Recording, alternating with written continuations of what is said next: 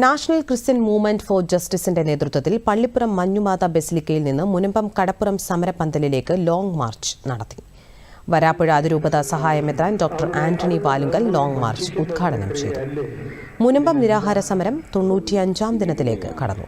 94-ാം ദിനത്തിൽ 14 പേർ നിരാഹാരമിരുന്നു. തങ്ങൾ ഒരു ഒത്തുചേരലിലാണ്, ഒരു നീതിയാത്രയുടെ ആരംഭത്തിലാണ് നാം ഇപ്പോൾ ആയിരിക്കുന്നത്.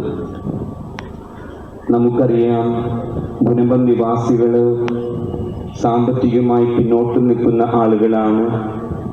അവര് ഈ ലോകത്തിൽ വന്ന് വെച്ച് ഏറ്റവും ദുരുമായ ആ ജനവിഭാഗത്തെ വീണ്ടും തീരാ ദുഃഖത്തിന്റെ കയങ്ങളിലേക്ക് തള്ളിവിടുന്ന ഒരു പ്രവർത്തനമാണ് വഖഫിൻ്റെതായിട്ടുള്ള അവകാശവാദത്തിലൂടെ നാം അനുഭവിച്ചുകൊണ്ടിരിക്കുന്നത്.